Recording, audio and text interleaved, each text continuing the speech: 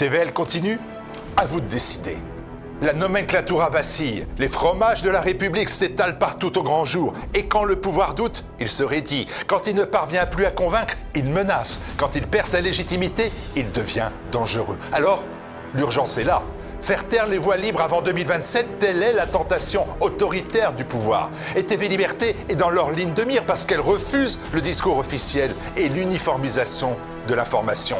Face au contrôle médiatique et au contrôle social, TV Liberté est un rempart, une information non conforme, l'antithèse d'une presse courroie de transmission de la propagande du système. On ne se vend pas, on ne se tait pas, mais pour tenir, nous avons besoin de vous.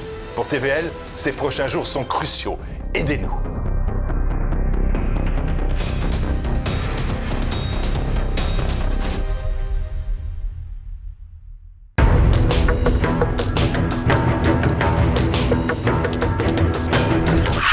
Paris n'est plus qu'un théâtre d'ombre et de lumière où la magie côtoie la science et les pires pulsions criminelles.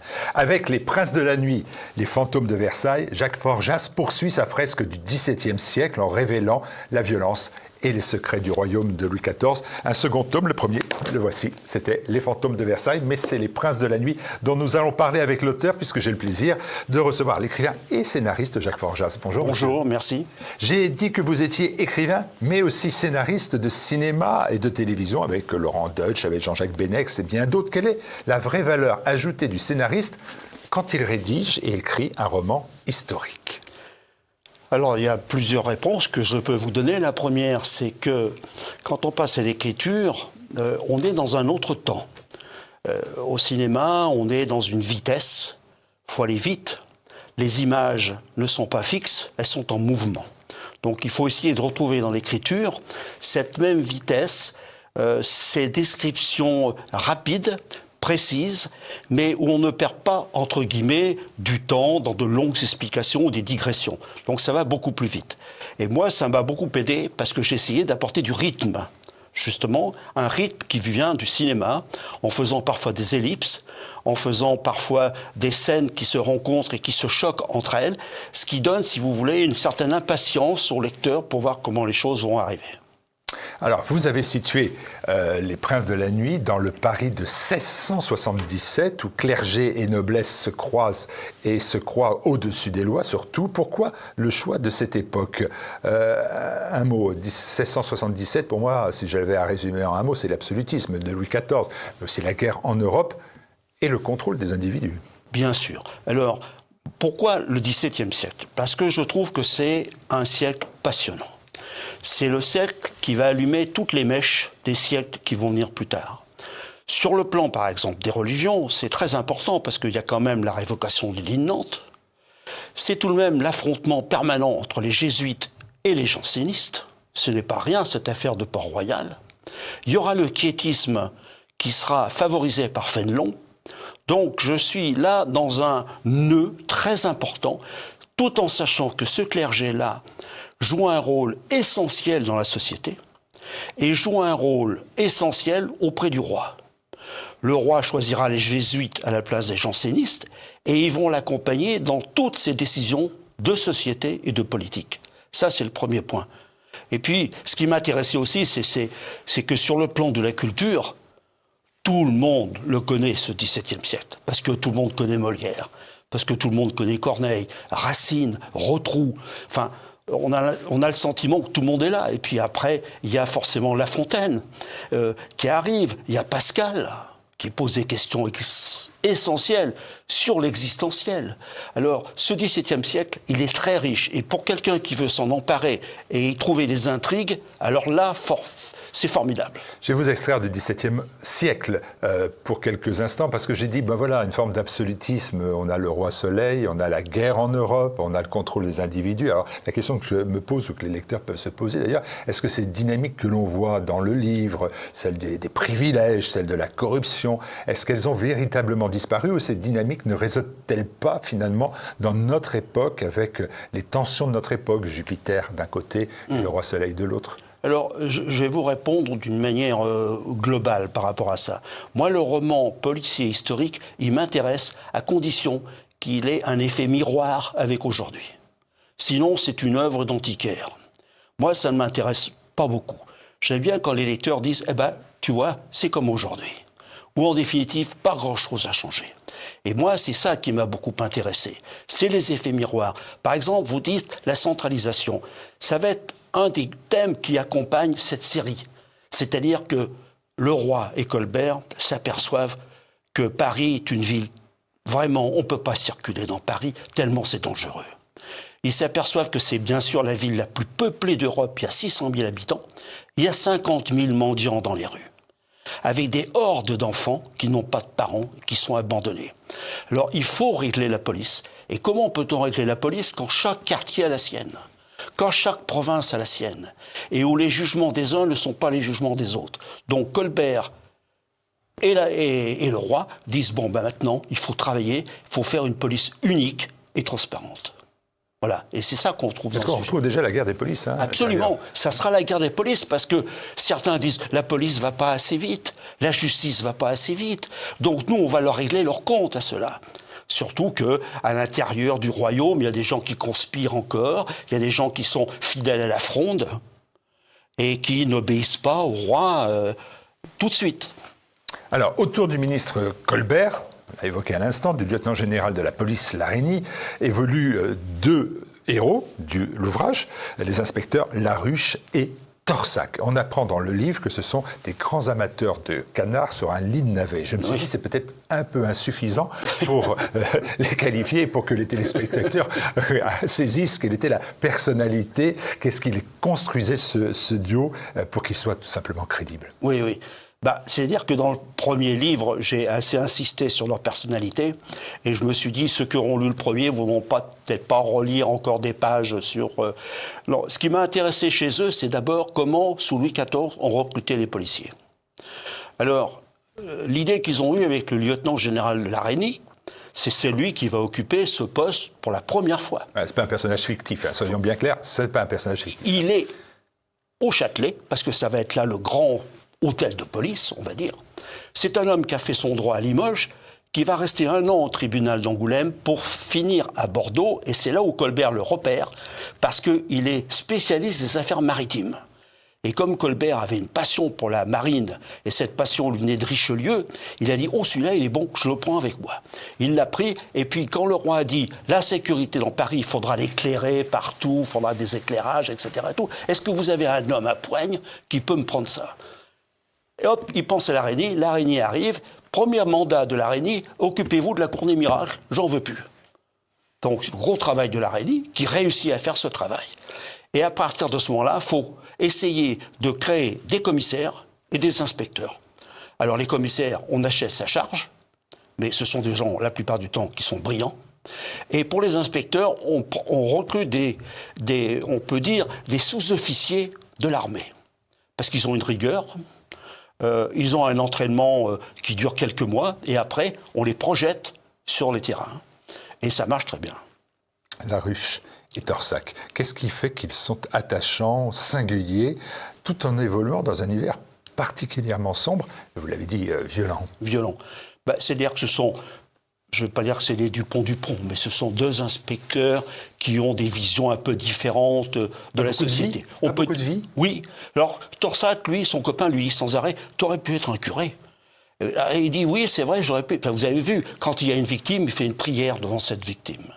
Parce qu'il a beaucoup de miséricorde pour eux, et puis voir des atrocités comme ça toute la journée, et il répond à son copain quand il lui dit « T'aurais pu être un prêtre », il lui dit « Oui, c'est vrai, j'aurais pu, mais j'ai préféré être en première ligne avec le mal pour être tout de suite au secours de ceux qui sont dans la misère ou qui ont été broyés par le destin. » Alors, il y en a un qui est passionné de théâtre, c'est Laruche, il appartient à ce qu'on pourrait appeler la police des théâtres, parce qu'on volait beaucoup dans les théâtres. Les gens étaient debout, vous voyez les spectacles, et pendant ce temps-là, il y avait des malandrins qui coupaient les bourses. Les gens étaient tellement enthousiasmés ou riaient tellement qu'on leur volait l'argent. Alors il y avait des inspecteurs qui étaient dans les théâtres et qui essayaient de surprendre ces gens-là.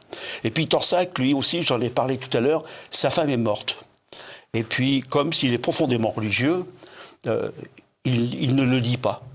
Et il lui parle tous les soirs quand il rentre de son travail. Il lui raconte parfois ses enquêtes. Et puis, il ne dit jamais qu'elle est morte, il dit simplement qu'elle a changé d'existence. Ce qui permet toujours d'avoir un dialogue avec elle.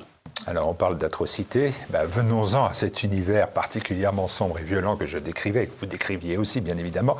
Dans cet ouvrage, le roman débute le vendredi 10 septembre 1677, c'est très précis, par le viol, le meurtre d'une femme, une sorcière, hein, dit-on, Athéna, et le crime est profondément atroce. Hein. Oui. Alors, les sorcières, ça m'a intéressé parce que j'avais des idées préconçues. Et quand j'ai fait des recherches quand même sur tous les thèmes qui sont abordés dans le livre, je me suis aperçu que les sorcières, on pouvait les diviser en deux. Il y avait d'un côté des sorcières noires, maléfiques, appartenant à Satan, et qui étaient là pour faire des poisons, ou participer à des sabbats, et la plupart du temps, elles étaient orientées par des femmes de Versailles. Pourquoi ? Parce que les gens en avaient une certaine catégorie de gens en avaient assez de Versailles. La beauté, c'était tous les jours la même chose, feu d'artifice, on jouait au jeu 3 fois par semaine, etc. Alors il y en a qui ont voulu aller plus loin et qui vont annoncer d'une certaine manière le marquis de Sade au XVIIIe siècle. Donc elles sont là-dedans. Et puis à côté, il y a des sorcières blanches qui alors, elles, ont une façon de vivre qui est plutôt très positive. À l'époque, elles participaient aux accouchements, par exemple. C'est elles qui travaillaient sur les plantes médicinales. Et puis elles avaient une grande tendresse pour les enfants. Ceux qui étaient dans les rues, quand elles pouvaient s'occuper d'eux, elles le faisaient. Elles s'occupaient aussi beaucoup des animaux. Parce que ça, c'est un des mystères que j'ai voulu essayer de développer par l'Église souterraine. C'est que je me suis aperçu que parmi elles, il y avait beaucoup de ces sorcières blanches qui ne comprenaient pas pourquoi les animaux avaient été abandonnés par l'Église alors qu'elle est omniprésente depuis Bethléem, même avant avec l'Arche de Noé, que certains saints sont sans arrêt. On peut dire par exemple Saint Roch et son chien, on peut dire beaucoup comme ça. Et pourquoi les animaux ont été exclus ou on les voit pas assez dans les églises, on n'en parle pas assez. Quand on fait une homélie, il faudrait le faire. D'ailleurs, vous vous souvenez qu'à Paris, il y avait une église qui s'appelait l'église Sainte-Rita. Sainte-Rita, Paris dans le 15e. Voilà. Et j'ai repris ce thème-là. Et c'est très porteur à cette époque-là. Alors, dans votre Paris, qui pullule d'alchimistes, de voyants, de mages et autres démons d'ailleurs, coexistent difficilement, vous avez dit, dans ces deux types de personnages, sorcière blanche, sorcière noire. Bon, c'est un distinguo qui n'existe pas, honnêtement, historiquement, au XVIIe siècle. Non. Hein. Non. C'est vrai, on parle de magie blanche, hein, magie bienfaitrice, magie Bien noire. sûr, magie noire, oui. Hein. Donc, est-ce qu'on peut considérer que c'est l'extension de ces deux notions, de ce... Oui, mais, bien sûr que c'est une extension. Puis en même temps, je voudrais rappeler quelque chose sur les sorcières blanches, c'est que les gens, quand ils étaient malades à l'époque, n'avaient pas d'argent pour avoir accès à la médecine. La plupart des gens qui avaient un médecin, c'était des gens d'une haute condition et qui pouvaient payer, etc. Et tout. Dieu sait si Molière en a parlé dans ses pièces de théâtre. Et les autres, eh bien, évidemment, ils avaient affaire aux sorcières pour essayer d'avoir comme un rebouteux. Apôtre du bien, ces sorcières blanches.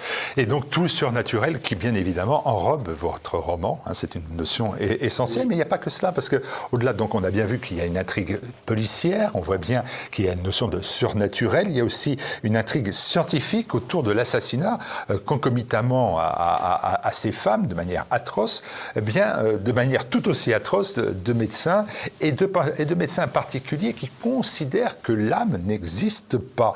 Un développement qui vous permet une critique sociale, mais surtout aussi religieuse du roman, non ?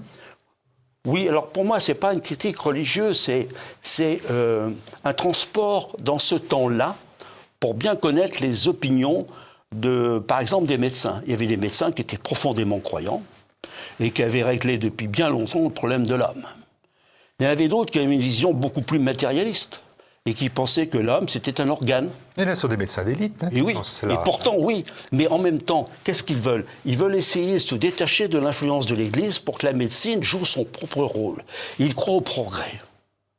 Alors après, on pourra dire ce que l'on voudra sur le progrès. Mais par exemple, ils sont fascinés par les recherches anglaises sur comment circule le sang.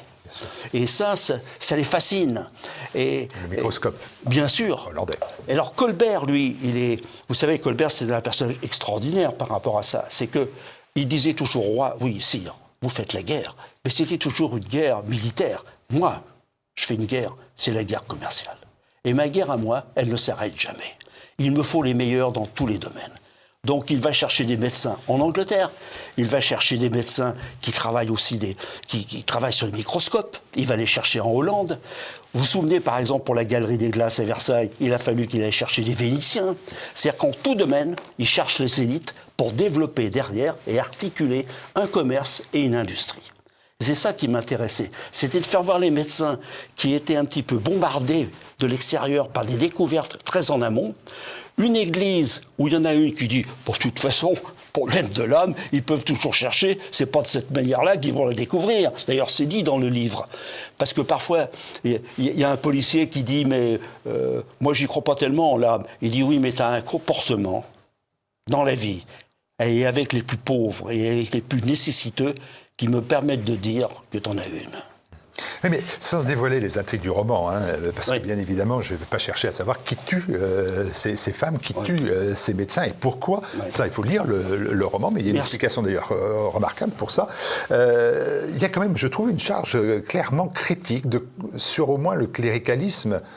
Si ce n'est pas sur la religion en tant que telle, en tout cas du Bedeau jusqu'à Bossuet, le clergé apparaît comme une force souvent agressive, manipulatrice, parfois meurtrière. Oui, souvent. Dans ce livre-là, il y a des interventions qui sont faites par des gens qui, si vous voulez, en particulier le prêtre principal. Bon, je ne veux pas trop en dire, ni sur son nom, ni voilà. C'est votre choix, c'est pas bien. Il est un peu écœuré par la situation qu'il voit autour de lui. C'est-à-dire qu'il a l'impression que tout le monde abandonne un peu l'Église, les gens croient de moins en moins, ont de moins en moins de considération pour ce qui est en place, pour le Christ, etc. Et tout. Alors il est en train de faire un constat qui dit, bon, écoutez, puisque vous ne répondez à rien, puisque vous n'obéissez à rien, que vous n'allez pas à l'Église, eh bien moi je vais vous annoncer quelque chose, on va aller jusqu'au bout de l'écœurement, et on va voir jusqu'où vous êtes capable d'aller. Parce que lui, il y croit fortement, mais il ne croit plus en un travail pédagogique auprès de ces gens-là. Enfin, en 1677, dans la réalité, il y a des gens comme Jean Eudes, qui va devenir un saint, qui est l'exemple même de la compassion incarnée. Donc, tout n'est pas mort, non ? Mais, loin de là, mais j'ajoute qu'il y en a qui, dans le livre, ne sont pas officiellement reconnus comme saints, mais qui pourraient l'être.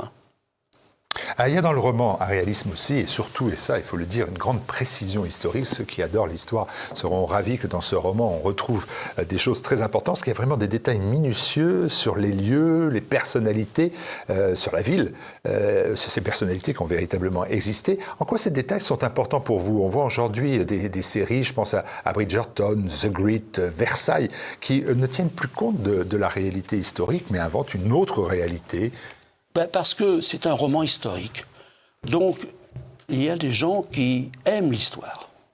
Et on ne peut pas les tromper sur l'histoire, pour d'abord une raison de qualité par rapport à moi, mais deuxièmement parce qu'ils sont friands de ces détails-là. Et je dois répondre à l'imaginaire du polar, mais à la crédibilité de l'histoire.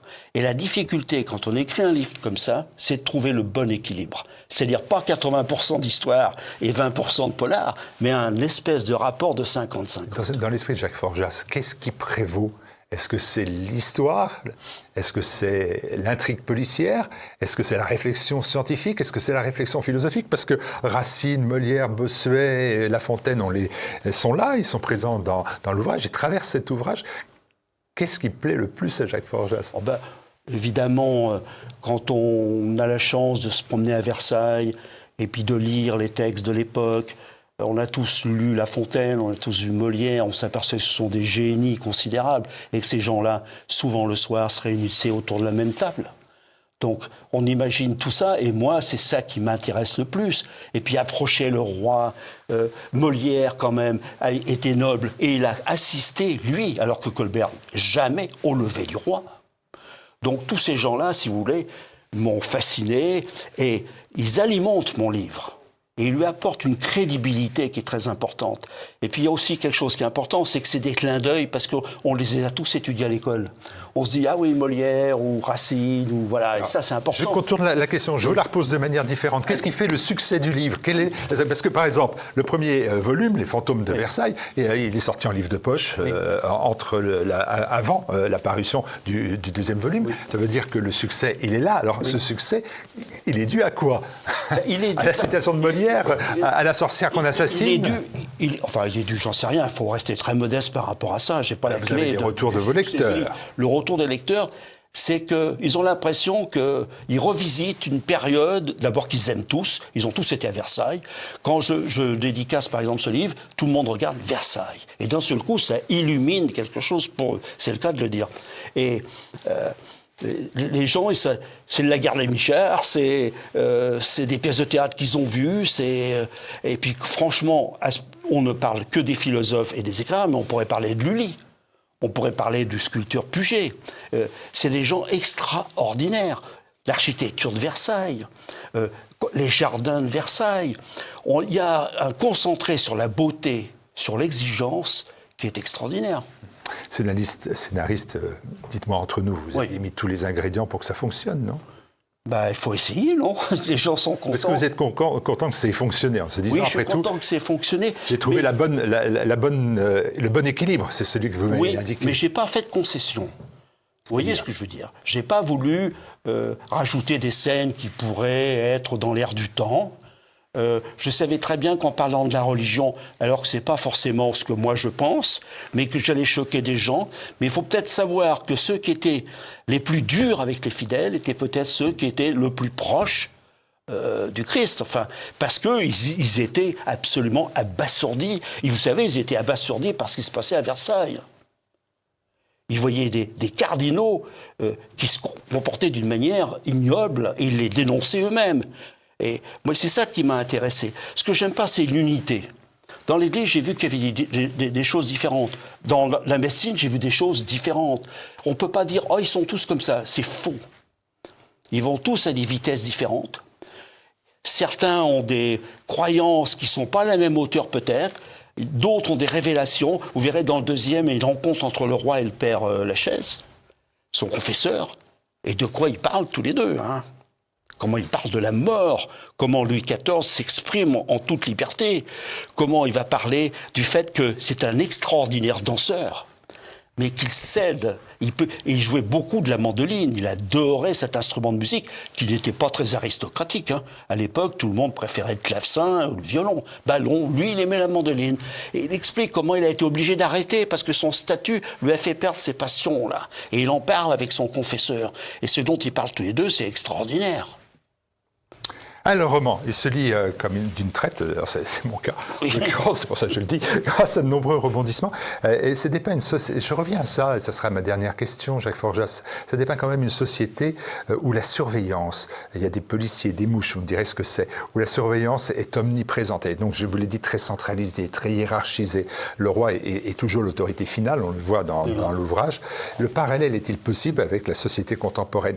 On ne parle plus de mouches, mais on parle de drones. Oui, c'est exactement ça. Les mouches, à l'époque, c'était des mouchards, c'était des gens qui travaillaient pour la police et qui faisaient du repérage dans des lieux où les gens se rencontraient. Et puis, ils faisaient un travail de dénonciation. Donc, on remplissait des fiches sur certaines personnes pour savoir où elles allaient, qui elles rencontraient, quelles étaient leurs idées. Donc, c'était un travail. Mais vous savez, à l'époque, je ne vais pas dire qu'il fallait être comme ça, mais on ne pouvait pas faire autrement. Parce que la France a toujours été en guerre. Il y avait des infiltrés qui étaient en France et qui faisaient un travail contre le royaume. Le roi faisait très attention à la noblesse parce que la Fronde lui avait laissé de très mauvais souvenirs quand il était enfant. Il se méfiait de son frère qui avait des relations qui n'étaient pas du tout les relations que lui souhaitait. Et puis il sent bien que le royaume devient un État. Ça bouge. Qu'il y a une classe sociale qui commence à arriver, c'est les bourgeois. Et il les aime, les bourgeois. Il les fait travailler avec lui parce que quelqu'un comme Colbert, il est 16 heures par jour à son bureau. Il travaille sans arrêt. Et il s'aperçoit que cette société besogneuse de bourgeois, c'est elle qui a de l'argent. C'est elle qui crée les banques. C'est elle qui va faire démarrer et l'industrie et le commerce. Et les autres qui passent leur temps, c'est lui qui a voulu qu'ils soient sous son regard en étant tous à Versailles. Mais il n'a pas d'admiration pour eux. Voyage dans ce théâtre d'ombre et de lumière où la magie côtoie la science et la quête de vérité, les pires pulsions criminelles, je le disais en exergue et je le dis en conclusion. Merci beaucoup, on va découvrir qui sont ces princes de la nuit. Bah oui. Hein? Moi j'ai déjà un prénom, Adrien. Oui. Ah. Collecteur de devinets. Vous allez sur le site tvl.fr, bien évidemment. C'est un ouvrage de Jacques Forjas publié chez Albin Michel. Il est en vente sur le site tvl.fr. Vous allez dans la boutique de TVL, vous connaissez le chemin.